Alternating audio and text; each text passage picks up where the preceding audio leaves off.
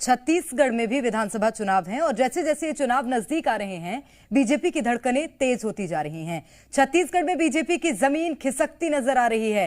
Damage control के लिए केंद्रीय नेतृत्व से कोई ना कोई नेता हर दूसरे दिन छत्तीसगढ़ पहुंच रहे हैं और यही वजह है कि अब गृहमंत्री अमित शाह के छत्तीसगढ़ की कमान संभाले हुए गृहमंत्री नजर आ रहे हैं।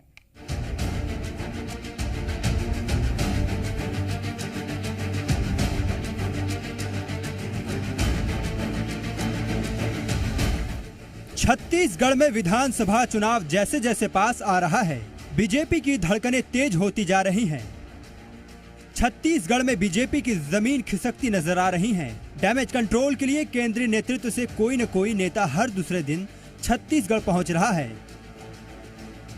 यही वजह है कि अब गृहमंत्री अमित शाह छत्तीसगढ़ की कमान संभालते हुए नजर आ रहे हैं। पिछले कुछ दिनों से छत्तीसगढ़ में अमित शाह का दौरा बढ़ गया है। 28 सितंबर को अमित शाह एक बार फिर छत्तीसगढ़ के दौरे पर आ रहे हैं। ये दौरा जहां बीजेपी के लिए संजीवनी बताया जा रहा है, तो वहीं कांग्रेस लगातार सवाल खड़े कर रही है। निश्चित तौर पर छत्तीसगढ़ में भारतीय जनता पार्टी के जो नेता हैं पूरी तरीके से नाकाबिल, अक्षम और बेकार साबित हुए हैं। यही कारण है कि भारतीय जनता पार्टी ने यहाँ पे पूरी केंद्रीय मंत्रियों की फौज उतेर दी है।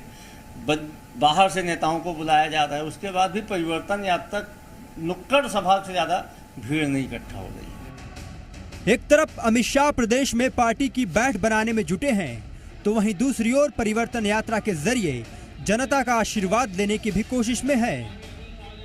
इस परिवर्तन यात्रा में बीजेपी सांसद मनोज तिवारी भी शामिल हुए, जिन्होंने अपने कई बयानों से सूबे की सियासत में गर्मी बढ़ा दी है।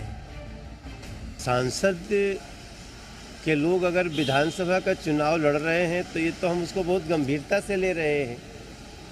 अगर ये वो सोचते हैं कि चुनाव को हम गंभीरता से ना लें तो ये उनकी स्ट्रेटजी होगी। और सबसे बड़ी बात है कि किस बात पे जीतेंगे।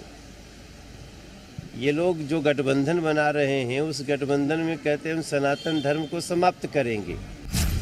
बीजेपी सांसद के इस बयान पर सुशील आनंद शुक्ला ने पलटवार किया है। कांग्रेस का कहना है कि प्रदेश में बघेल सरकार ने काम किया है, जिसके दम पर कांग्रेस सत्ता में बरकरार रहेगी।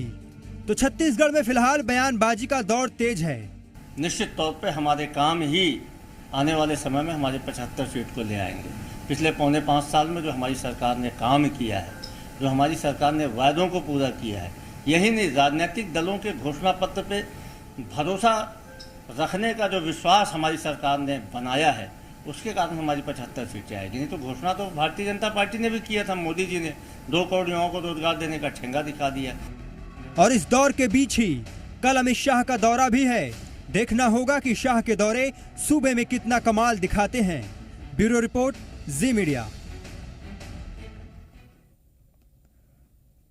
और वहीं मुख्यमंत्री भूपेश बघेल ने सीएम हाउस में आयोजित वर्चुअल कार्यक्रम में 4000 करोड़ से ज्यादा के विकास कार्यों की सौगात दी है। सीएम भूपेश बघेल ने 16 विभागों के 2700 कार्यों का भूमि पूजन किया, शिलान्यास और लोकार्पण किया है। इसी के साथ नई दिल्ली के द्वारका में नवनिर्मित छत्तीसगढ़ निवास का भी उद्घाटन किया है, जो सभी अत्याधुनिक सुविधाओं से सुसज्जित है।